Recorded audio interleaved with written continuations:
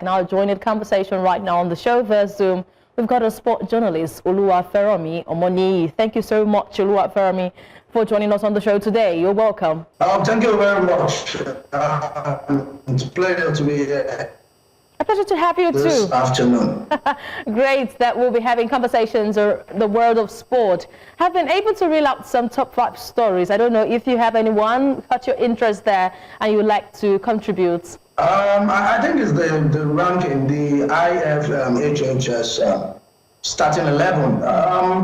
In as much as they were able to pick some basics, I felt that they didn't do enough justice, you know, to the team that was selected. We have the likes of Jennifer Chegini, who performed so well during the last WAFCON, doing well with our club at the moment. I felt I still don't see any reason why she didn't make the list.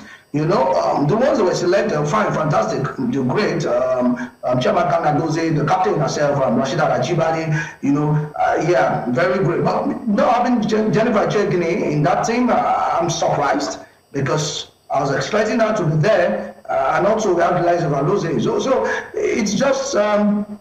I don't want to say it's just the popular, the rumor about the way CAF have been making a lot of decisions lately, and how they are being maybe one-sided, because sometimes you look at it and it's questionable. I felt it very questionable. It's biased, because if we look at all those things, some of these players that participate or that will be selected, if you look at, we put in their performances in the WAFCON, put in their performances throughout the whole football calendar year. I don't see any reason why they have to. I don't even see. Okay, Oluwaferanmi, I'm looking at this.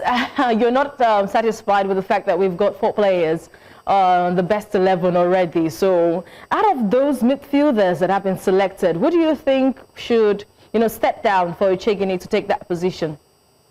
Gislen Shabak? Okay, let me even get the names of, because I know I had Shabak, I had a couple of them there. But I feel like if they work on the lineup properly, I still feel like the Moroccan might actually. I don't think she should be there. Okay, all right.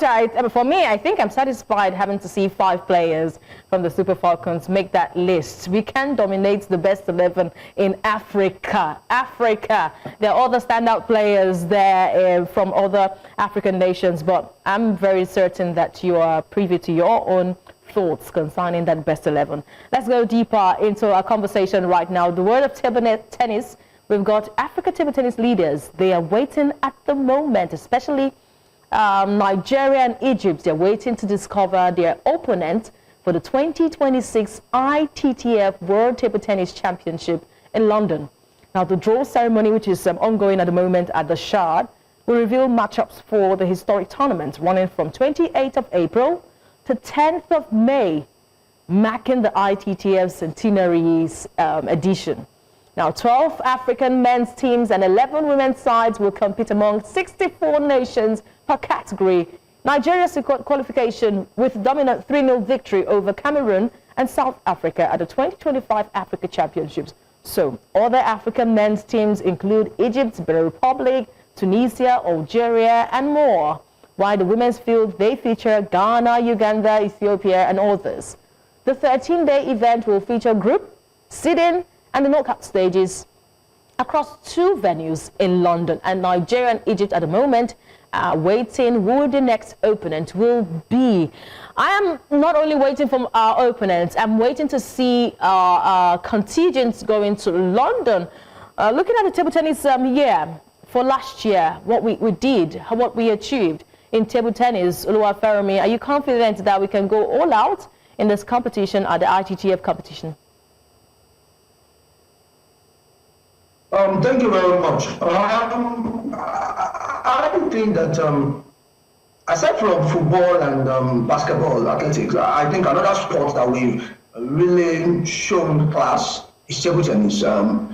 We like to have country and the rest of others. However, the sample have been winding down lately because we've not been able to see youngsters. We have discovered them, but we've not been able to see them taking those bigger challenges, taking those bigger stages, unlike what we used to have, where, you look at it right now, when the likes of Shegun Toyoga was leaving, the likes of Haruna Kodri was ready to step up, to take over the position. But right now, in the table tennis world, like in Nigeria, we don't really have somebody we can confidently say, oh, if Haruna leaves today, this person is more capable of taking over. I watched the Nigerian Open last year, and sometimes it's kind of questionable. When you see the way Nigerian table tennis players are playing, and you're like, oh, you guys we need to do much more, because other countries are coming behind to take over from us, and we need to do much more. So if I speak of the confidence level for me, I would just say maybe 45%. Out of 100%, because right now I don't think we have all it takes. Aside from the fact that we take our top two, top two like Haruna and one other person, I don't think we really have I think that. The Table Tennis Federation of Nigeria. I believe that the Table Tennis Federation of Nigeria are building talent, because I've seen from the early crease competition, little competitions that the youth did partake in, I'm very certain that the future is guaranteed for Nigerian table tennis. Also, judging with the fact that we have a new president in the person of Tayo, of course, he is ready to go all out for table tennis. And the African Table Tennis Federation has also got a Nigerian, Enitan Oshodi, who is pushing for Nigeria to go all out on the continent for table tennis. But I also share your worry. Without Haruna Kodri, do we have players that we can bank on? That has been the big question for a very long time.